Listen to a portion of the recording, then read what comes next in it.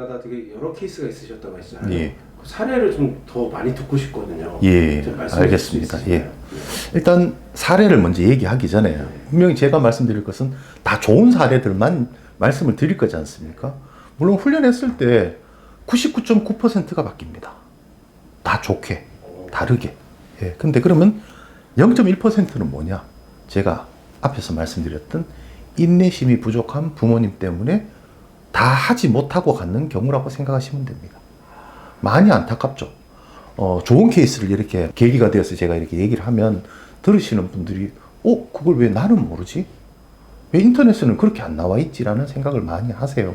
근데 입장을 바꿔놓고 생각해 보면 그럴 수도 있다라고 하는 생각되는 게 한편 있는데, 그게 뭔가 하면 제가 만약에 우리 아이 훈련을 시켰어요. 제가 이제 이렇게 알게 됐고, 그래서 훈련을 시켜서 진짜 많이 바뀌었고 좋아져서 아이 능력치가 높아져서 뭔가를 했는데 다 잘 되었어요.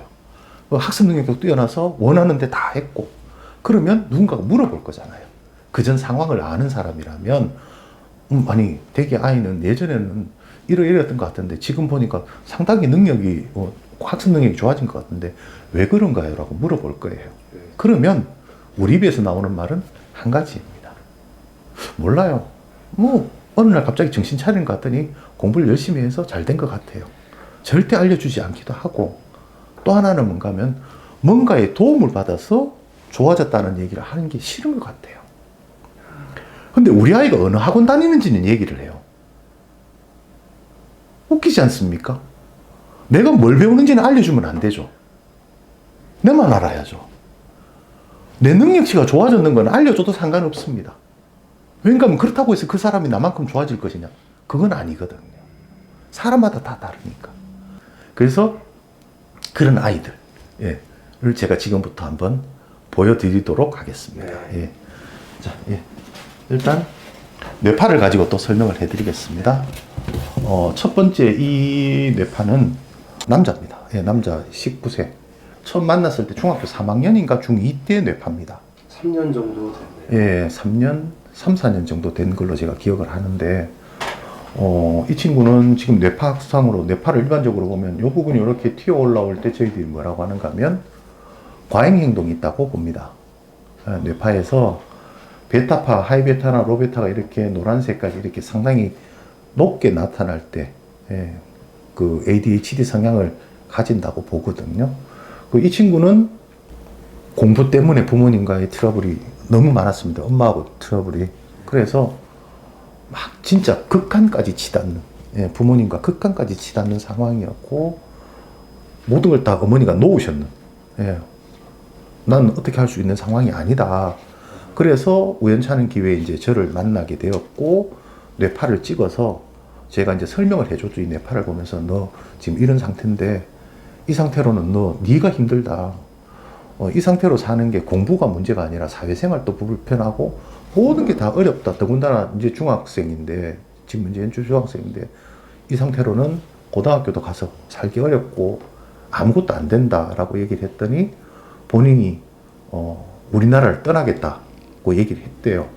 그래서 우리나라를 떠나서 독일로 가겠다라고 얘기를 했고, 독일로 가겠다고 했을 때 독어를 잘했느냐?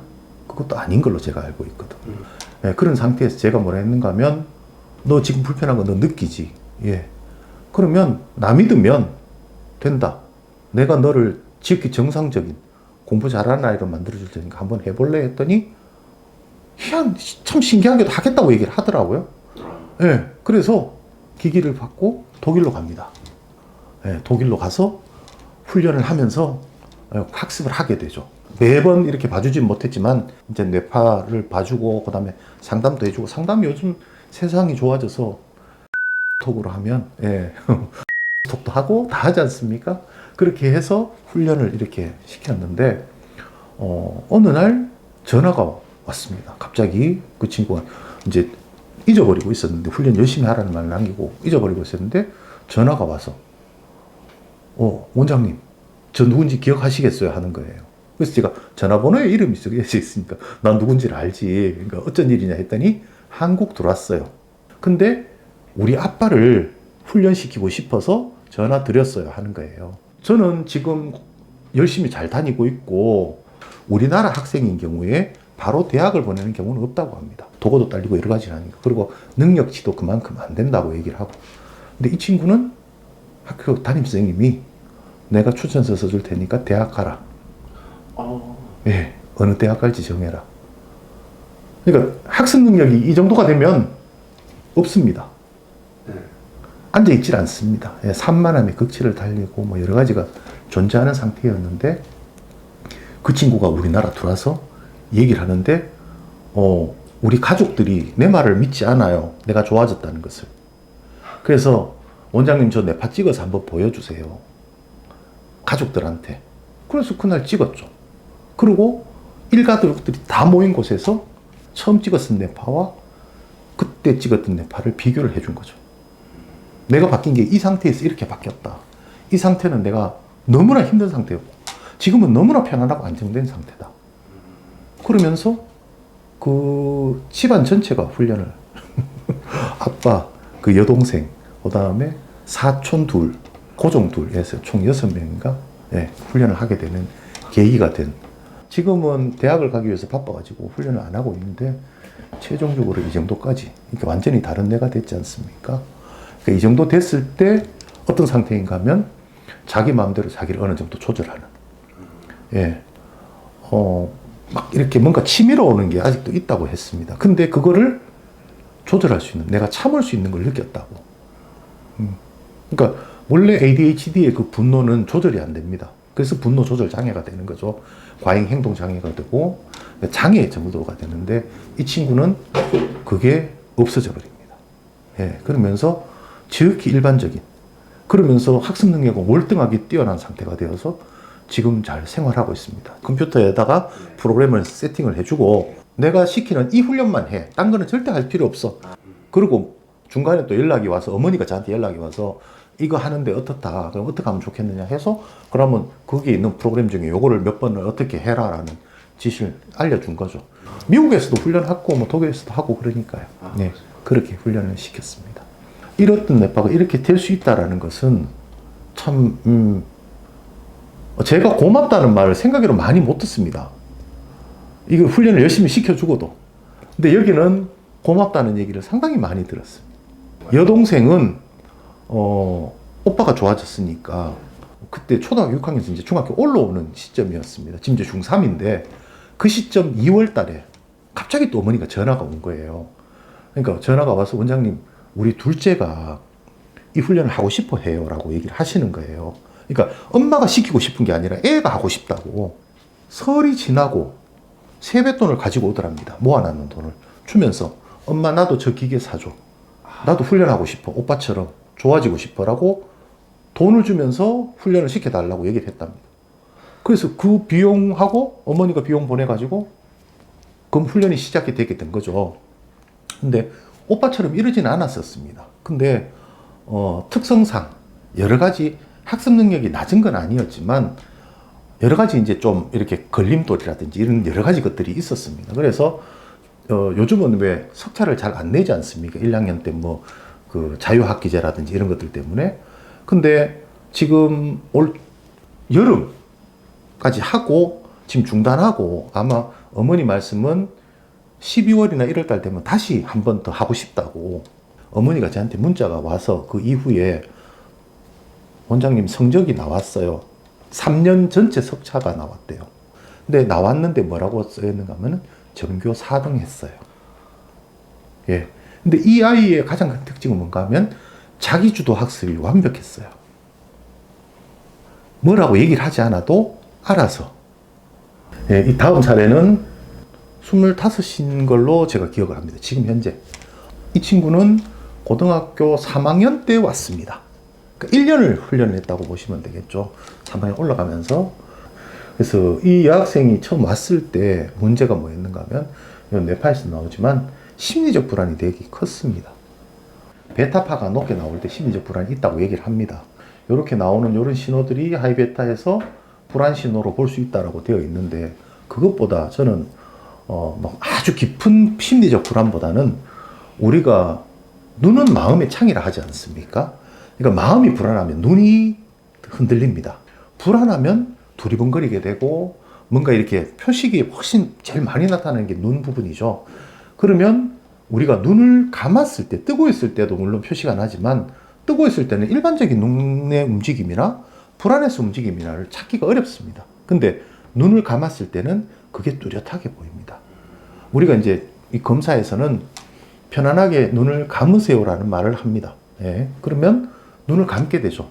그럼 눈을 감는다는 얘기는 뇌가 일을 안 하고 편안하게 쉰다는 개념이 되거든요. 왜냐하면 눈은 외부에서 들어오는 정보의 70%를 받아들이는 곳이기 때문에 70%가 사라지면 뇌는 일을 안 해도 됩니다.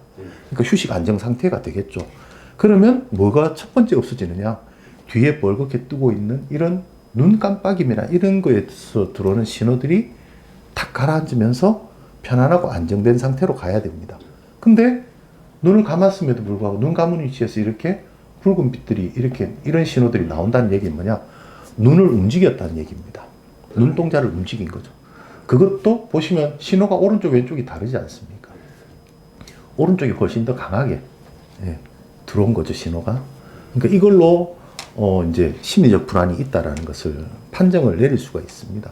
이거는 뭐 물론 뭐 과학적으로 그것보다 제 17년 하면서 이 신호가 나왔던 모든 사람들이 다 심리적 불안들이 있었습니다. 그러니까 저는 통계적으로 말씀을 드리는 겁니다. 그래서 이 친구한테 물어봤죠. 뭐가 그리 불안하냐고. 그랬더니 본인이 이제 3학년이 되면서 올라가는 3학년 그 졸업했을 때 진로에 대해서 걱정도 되고 내가 공부하는 부분이 이렇고만 하여튼 여러 가지 그 나이 또래에 생각할 수 있는 여러 가지 걱정거리들, 그게 어차피 지금 걱정 하나 안 하나 별 상관은 없지만 걱정이 되는 거죠. 그래서 그게 공부를 못하게 만들 정도다라고 얘기를 했었습니다. 설날, 추석 연휴, 설 연휴, 제 종교적으로 이제 성당 다니니까 크리스마스, 그때 빼고는 무조건 하기 때문에 일단 일요일 또 오라고, 주말 또 오라고 했습니다. 그래서 금, 토, 일을 계속 오게 된 거죠. 그렇게 오면서 이제 보시면 아시겠지만 이게 이제 끝날 무렵에 측정된 뇌파입니다. 자, 여기서 보신 바와 같이 뒷부분, 눈 깜빡임이라고 하는 몸의 근육 긴장 상태나 눈의 긴장도 없이 편안하고 안정된 상태의 뇌파가 만들어지게 되는 거죠. 그러니까 조금 전에 보셨던 뇌파와 이 차이는, 이 친구는 말씀드린 것처럼 우리가 이제 일반적으로 외고 간다면 공부를 좀 어느 정도 하는 친구라고 보시면 되니까 기본적으로 뇌의 상태는 좀 좋다로 판정을 내릴 수 있으니까, 그러니까 단기간이지만 이렇게 좋은 상태로 바뀔 수 있다가 될 수 있겠죠. 자녀분도 좀 시키신 훈련을 시키셨다고 했습니다. 하셨잖아요. 그 자녀분의 사례를 좀 말씀해 줄 수 혹시 있을까요? 우리 아이가 둘이니까 큰애 둘째 해서 둘 다 머시매입니다. 머시매 키우면 전쟁을 한다고 얘기하지 않습니까? 근데 저는 전쟁을 치러본 적이 없습니다. 이 훈련을 하고 난 다음에는 한 번도. 우리 아이들은 사춘기가 없이 갔습니다. 혹시 몇 살 때부터 하셨나요? 말씀드린 것처럼 우리 큰애는 초등학교 5학년 때 시작이 되었고, 둘째는 그보다 조금 더 어린 나이에 시작이 되었죠. 초등학교 2학년인가 3학년 때. 왜냐하면 큰애하고 둘째의 나이 차이가 4살 정도 나기 때문에 조금 더 이제 우리 둘째가 조금 더 이른 시기에 시작이 되었었죠. 근데 어쨌든 그 두 아이를 훈련을 시키면서 느꼈는 게, 제 주변에 아들을 키우는 모든 사람들이 그 얘기를 합니다. 전쟁터와 같다. 아예 남자아이를 키우는 것. 근데 전쟁터이지 않았습니다, 저는. 그냥 편안하게 본인들이 다 알아서 뭔가를 다 했습니다. 제가 특히 우리 둘째한테는 태어나서 지금까지 한 번도 공부하라는 말은 해본 적이 없습니다. 근데 보통 저도 이런 그 계통으로 하고 상담도 하고 또 대학에서 학생들을 가르치다 하다 보니까 공부에 대한 개념이 뭐 일반 아빠들보다는 조금 더 있습니다. 그리고 제가 생각해 보면 다른 사람들보다 훨씬 더 극성이라고 저는 자부합니다. 훨씬 더 극성입니다. 그러니까 그게 공부뿐만이 아니라 모든 면에 있어서. 그런데 그 극성스러움을 굳이 아이들한테 보여주지 않아도 될 만큼 훈련을 시키면서 느꼈는 게 그겁니다. 어쨌든 큰애 둘째를 따로 나눠서 얘기하자면, 먼저 둘째는 둘 다 재수를 했습니다. 둘 다 재수를 했고, 둘째는 언제부터 공부에 손을 놓았는가 하면 중학교 3학년 시작하면서부터 공부에 손을 놓았습니다. 3학년 중간 2학기부터. 왠가 하면 그 전에 공부를 안 했는 게 아니라 공부를 했죠. 그냥 열심히 그냥 일반적인 아이들처럼 공부를 했습니다. 그러니까 뭐 중학교 다니면서 했는데, 중학교 3학년 2학기 되면서 큰애가 이제 대학 들어가지 않습니까? 중3 때는 공부 안 해도 돼. 놀아도 돼. 라는 말을 들으면서 공부를 안 하게 된 거죠. 고등학교 2학년 때 이제 공부를 본격적으로 이제 해야 되는 그때, 저는 이제 저희 부모님과 같이 살고 있기 때문에 그때 5월달에 이제 저희 아버지가 돌아가시면서 이제 충격을 너무 많이 받았어요. 둘째가. 예, 그러니까 같이 태어나서부터 계속 할아버지하고 살아왔고 정이 너무 많이 들어있는 상태에서 할아버지를 이제 그렇게 보내면서 이제 소위 말하는 멘탈이 완전히 나가버린 거죠. 그러니까 공부가 안 되는 거예요. 그 충격이 너무 커서. 예, 그래서 2학년을 그냥 또 다 버린 거죠. 그러고 나서 3학년이 이제 올라와서 2학기 때까지, 2월 달까지는 그러다가 3월 달 되면서 이제 학교에서 야간 자습도 시키고 이제 남아서 공부하는 거를 하게 된 거죠. 그래서 밤 10시 반까지 이제 공부를 하면서 지내오고 시험을 쳤는데, 공부를 이제 3학년 때 좀 열심히 했나 했더니 그냥 했다고 얘기를 해요. 그냥 했으니까 잘 볼 리가 없지 않습니까? 그래서 뭐 수능 시험 치고 논술도 보러 가고 다 했지만 성적을 보니까 이제 그만큼 본인 생각했던 만큼도 안 되고 본인이 이제 열을 받았던 거죠. 그래서 아빠 나 재수할게. 알았다. 대신 열심히 해라. 그리고 이제 학원을 다니기 시작하게 된 거죠. 이제 재수 학원을 다녀서 딱 1년을 이제 2월 달 중순부터 수능 보기 얼마 전까지 이제 학원 다니면서 공부를 했죠.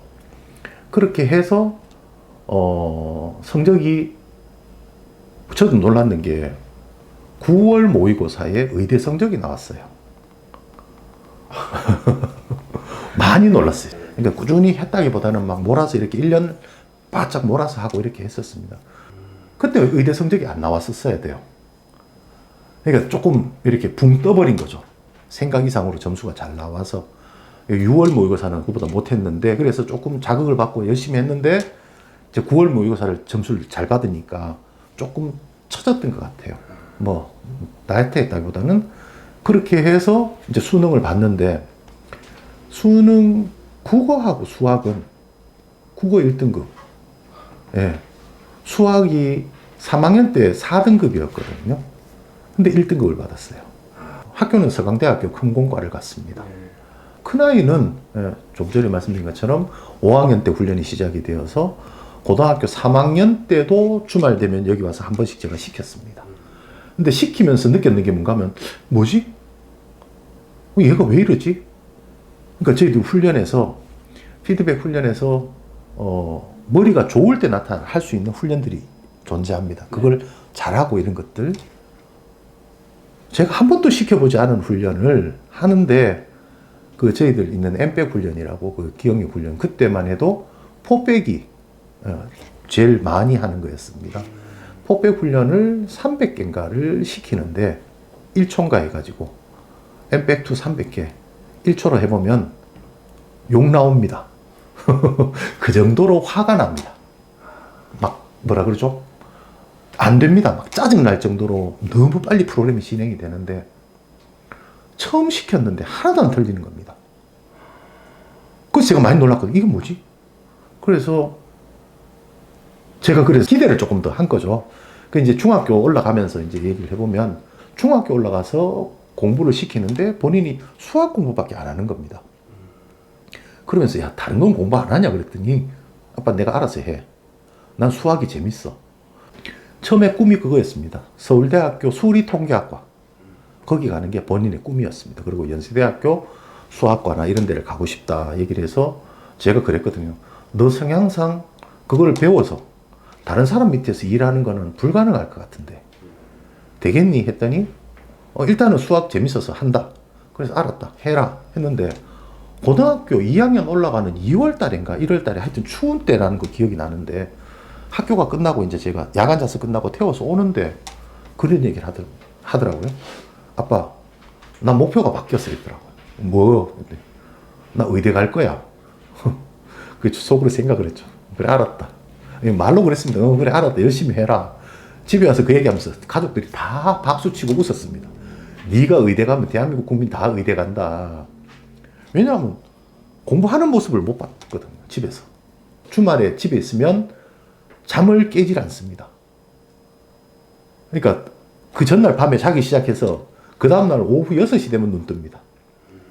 그 깨우면 그 말을 합니다. 깨우지 말라고. 왜? 일요일 아침부터 금요일 밤 12시 반까지 공부만 한다, 아빠, 나.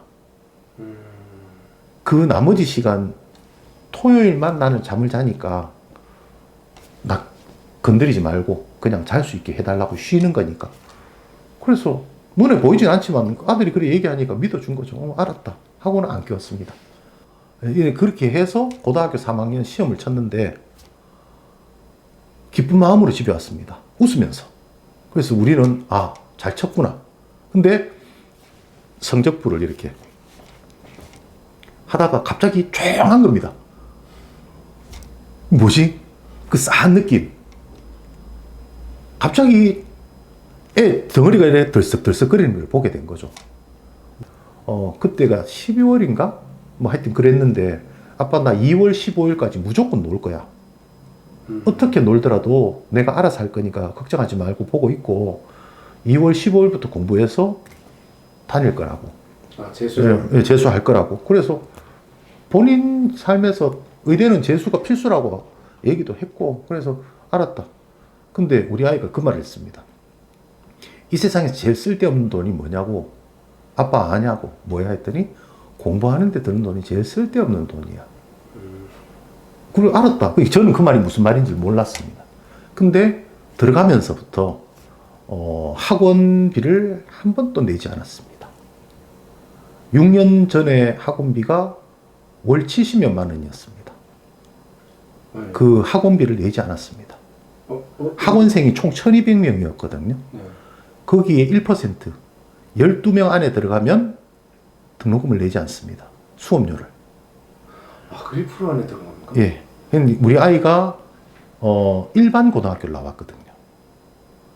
근데 1% 안에 들은 아이들은 다 특목고 출신들입니다. 예. 좀 잘할 때는 그 학원에서 6등인가 5등까지도 하고 계속 그 12등 안에서 10등 안에서 계속 움직이면서 그렇게 해서 이제 그 다음 해 수능을 보게 된 거죠. 수능 시험 치면서 수능 시험장에서 국어를 3번 보고 다 치고 또 한 번 보고 또 한 번 보고 그 다음에 수학 치면서 수학도 2번인가 3번을 풀고 영어도 그렇고 다른 것들도 다 그러고 문제를 다 외우고 그렇게 할 정도로 했는데 어쨌든 300등 해서 지금 의대 가서 본과 3학년 다니고 있습니다. 이것을 보시는 많은 부모님한테 다른 걸 다 제쳐두고 공부 잘하고 이런 거 다 제쳐두고 아까 분에 사회성이 좋아진다고 말씀드렸고 부모님한테 잘한다 했지 않습니까? 최고입니다. 최고입니다. 제가 못나서 뭔가 고민을 하고 이런 건 있지만 아이들 때문에 고민은 훈련을 시킨 이전에는 평범했느냐 그러진 않았습니다. 저희 집사람이 공부시키다가 안 돼가지고 화도 많이 내고 매도 들었고 막 그런 것들이 있었는데 훈련을 시키면서 제가 그랬죠. 훈련의 덕을 보자. 그러니까 소리 지르지 말고 훈련 어떻게 하고 이렇게 하자. 훈련했을 때 이런 결과들이 있는데 그거를 다 써야 되지 않냐고. 그 이후부터는 집사람이 저보고 그랬거든요. 저희 와이프가. 그러면 당신 책임이라고.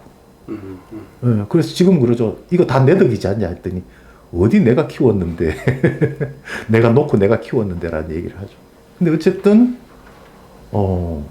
그러니까 제가 경험한 바로는 상상하지 못했던 일들이 벌어집니다. 그냥 단순하게 앉아서 보고 있으면 별거 아닌 것처럼 훈련이 되는 것 같지만 실제 뇌의 변화는 우리의 상상을 초월하고 그 상상을 초월하는 변화를 인내심만 가지고 꾸준히 좀 해준다면 내가 살아서 볼 수 없었던 것들을 다 보고 살 거라고. 상상도 못했던 일들을 다 경험하면서 살게 될 거라고. 그게 이 훈련이라고. 예, 그래 말씀드립니다.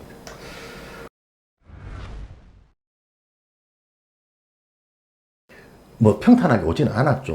뭐 평탄하지는 않았지만 어쨌든 17년을 이끌고 오게 된 가장 큰 것은 다름이 아니라 변화돼 가고 있는 아들, 그 다음에 훈련생들 바뀌는 걸 보면, 야, 이거 내가 여기서 관두면 쟤들 누가 시키지? 누군가 시킬 거예요. 그죠? 분명히 누군가가 나옵니다. 근데 내가 더 열심히 시켜서 더 좋게 만들어주면 좋잖아. 그러니까 힘들어도, 잘 안 되고, 막 진짜 경제적으로 어렵고, 막 힘들면서도 그래도 버틸 수 있었던 가장 큰 힘은 그거예요. 이거는 사람을 바꾸는 거다. 어쨌든, 많은 분들이 뉴로하모니 뉴로피드백 훈련을 접하셔서, 조금 인내심을 가지고 훈련을 하시다 보면, 정말, 옛말에 인내는 쓰다. 그러나 그 열매는 달다 했는데, 그 단 정도가 여러분들 혀로는 절대 느낄 수 없는 그런 달콤함을 인생에서 느낄 수 있다는 거. 그게 이 훈련의 결과물들입니다. 네. 그것만은 제가 꼭 드리고 싶은 말입니다.